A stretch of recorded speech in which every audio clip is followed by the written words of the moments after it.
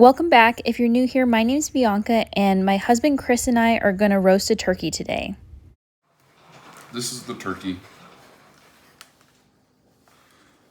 I'm just going to open it and drain it and dry it.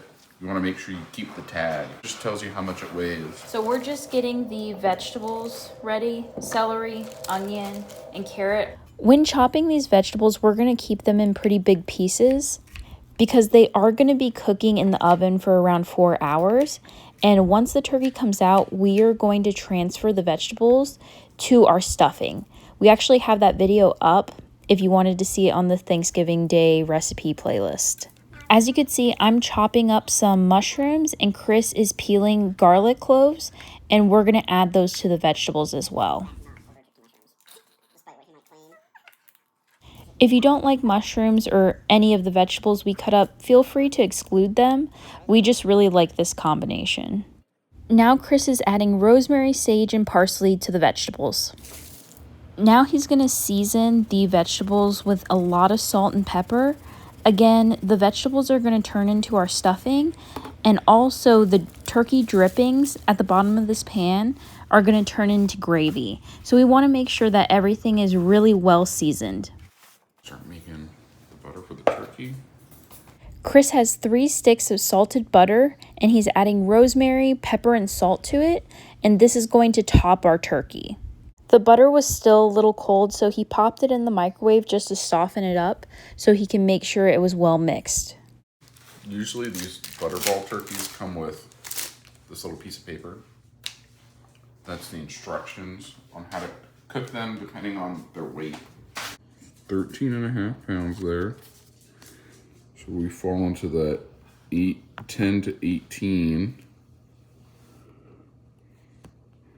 We're gonna stuff the turkey. So it says 3 1/4 to 4.5 hours. Since I'm using the rack and I'm gonna stuff it, I'm gonna do it breast side up. Okay. If I wasn't using the rack, it would be breast side down. Okay. I want to get some of this butter in there because I am going to stuff this, and I just want some consistency because some of this is going to stay inside the turkey during the entire cook. So if I don't have any butter on it, it's going to come out different than everything else at the bottom of the pan, if that kind of makes sense. So you can either use twine. I'm going to use some twine.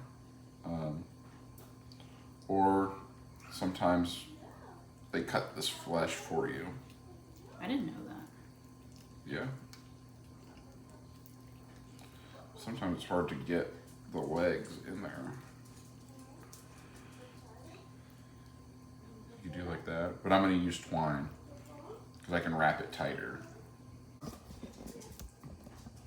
It's just to anchor it, just so it holds itself, so I don't have to hold that end.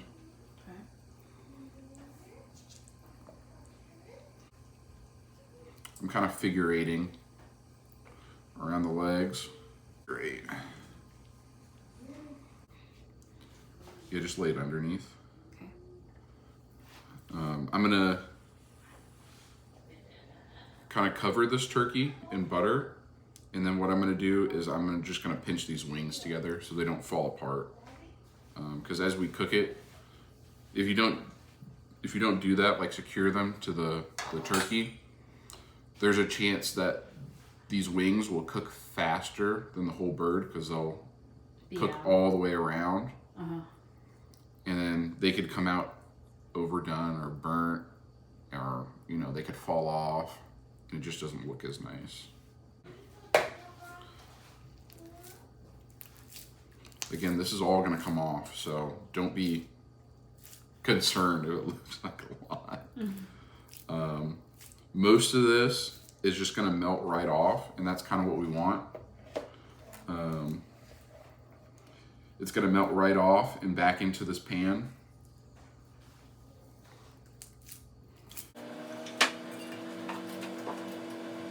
Goes in the oven for, we'll do 4 hours. After we put the turkey in, we realized we forgot to add 3 cups of vegetable stock to the bottom of the pan. So we did that. As you could see here, Chris is basting the turkey.